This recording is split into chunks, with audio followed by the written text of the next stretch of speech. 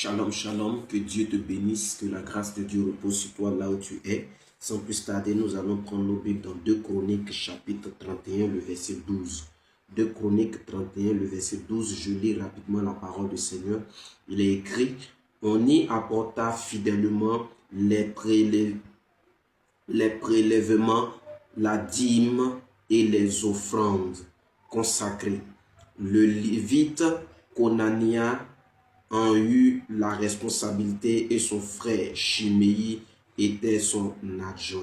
On y apporta fidèlement le prélèvement, la dîme et les offrandes.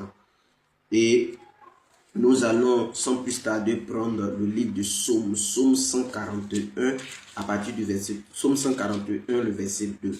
Psaume 141 le verset 2 qui dit, je lis rapidement, que ma prière soit devant toi comme de l'encens, et mes mains tendues vers toi comme une offrande du soir. Mes mains tendues vers toi comme une offrande du soir. Que Dieu nous bénisse dans le nom de Jésus.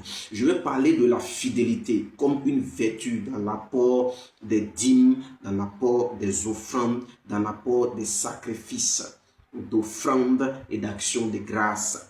Au nom de Jésus-Christ de Nazareth. Ok. Nous devons savoir une chose, c'est que la fidélité, le sacrifice de soi-même vont de pair avec les offrandes et les dîmes et encore les sacrifices et bien d'autres choses. En d'autres termes, ton offrande et ta dîme ont le caractère et la moralité que tu as. Si tu es impie, ton offrande et ta dîme le seront, car la première offrande que Dieu voudra recevoir, c'est toi-même. Après quoi vient ton offrande, ta dîme, tes sacrifices, tes efforts. Qu'est-ce que nous pouvons comprendre en analysant, avec analyse? L'analyse nous permet de savoir une chose, c'est que l'homme précède son offrande et sa dîme. L'âme d'un homme précède ses offrandes et ses dîmes. Voilà pourquoi, si tu es rejeté, ton offrande et ta dîme ne représentent rien aux yeux de Dieu, même si l'homme considère l'offrande que tu as apportée. Tu comprends? Ok. Ça veut dire quoi? Ça veut dire tout simplement, la vie d'un homme précède toujours son offrande et sa dîme devant Dieu. Et une offrande ou une dîme est approuvée de Dieu que lorsque la vie de l'homme qui apporte est approuvée par Dieu lui-même. Ça veut dire, ta vie doit être approuvée par Dieu quand tu apportes ton offrande. Tu ne peux pas vivre dans le péché, dans le n'importe quoi, dans la rébellion vis-à-vis de Dieu. Dans la cachette, tu te caches du pasteur, tu te caches de l'église, tu vis dans le péché. Et tu crois que ton offrande, les 10 millions, les 100 millions que tu vas apporter là, c'est ce qui va permettre à Dieu de t'agréer. Ton offrande ne sera pas agréée. Peu importe la quantité d'offrande, la quantité du montant, la somme que tu apportes dans la présence de Dieu. Dieu ne regarde pas cela. Ce que Dieu cherche d'abord, c'est ton cœur. Ce que Dieu cherche premièrement, c'est toi-même. Ce que Dieu recherche premièrement, c'est toi-même. Ta consécration, ta sanctification. Dieu te veut toi-même d'abord comme offrande. Tu précèdes toujours ton offrande. Tu dois toujours précéder ton offrande. La qualité de ta vie doit précéder ton offrande. La qualité de ta pensée doit précéder ton offrande. La qualité de toi-même doit précéder ton offrande. Vous comprenez? Voilà pourquoi j'entends souvent des gens qui disent non, tu viens pas à l'église, c'est pas grave. Ton offrande, si ton offrande seulement n'a qu'à travailler, ton offrande n'a qu'à te demander, ton offrande va prier pour toi. Depuis quand vous avez levé l'offrande qui parle l'offrande ne parlera pas, ton argent ne parlera pas. Ton argent ne parlera pas. Ce qui parle, c'est ta vie. Ce qui parle, c'est toi. Dieu reçoit d'abord ta personne avant de recevoir ton offrande. Voilà pourquoi l'offrande n'est pas fait obligatoire, n'est pas fait de façon obligatoire. L'offrande est faite de façon volontaire, sans contrainte. Sans contrainte, volontairement, avec un cœur vraiment disposé à le faire. Et je continue. Si la vie de l'homme est pieuse, Dieu l'acceptera. L'accepte. Si la vie de l'homme qui vient apporter l'offrande est pieuse, Dieu l'accepte. Et alors, son offrande et sa dîme sont agréés avec lui. Sont agréés. Vous comprenez? Ton offrande, ta dîme, tes sacrifices sont agréés. Dieu prend plaisir à tes offrandes et à ta dîme. Lorsqu'il prend plaisir à ta vie, lorsque tu marches dans une vie disciplinée, tu ne peux pas marcher dans l'indiscipline et apporter tes offrandes là. Quand tu apportes tes offrandes, c'est un peu comme de la saleté que tu apportes au devant du Seigneur. Et le Seigneur ne supporte pas cela. Et pour que ton offrande soit agréée, pour que ton offrande soit prise en compte, pour que Dieu bénisse ton offrande, pour que Dieu te bénisse, Dieu bénisse tes offrandes, Dieu bénisse tes sacrifices, Dieu bénisse tes efforts, il faudrait que ta vie soit en règle vis-à-vis du Seigneur. Vous voyez, beaucoup de personnes malheureusement font des offrandes. On les oblige à faire des offrandes dans certains endroits. Non, tu dois faire une offrande de rachat, tu dois faire une offrande de ceci, tu dois faire une offrande de cela, alors que leur vie vraiment est une poubelle.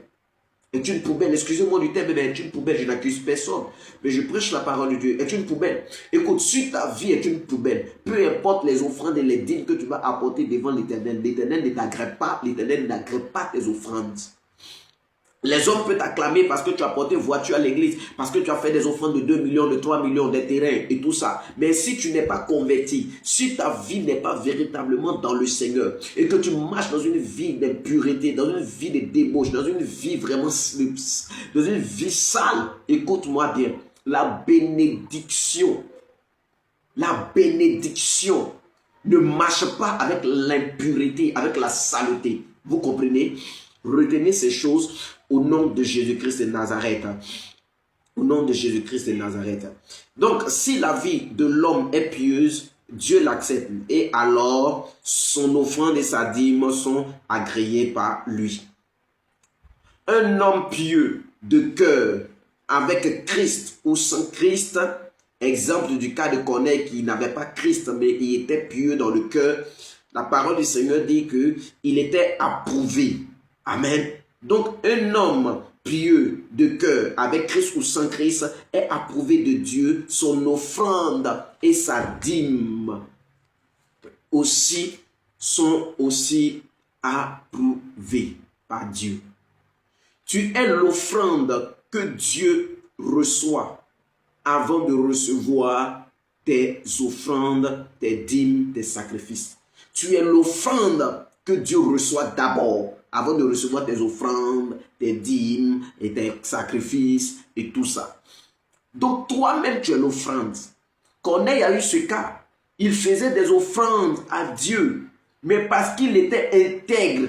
C'était quelqu'un qui marchait dans une discipline. Il s'auto-disciplinait. Mais il n'avait pas encore accepté Jésus-Christ de Nazareth comme son Seigneur et son Sauveur.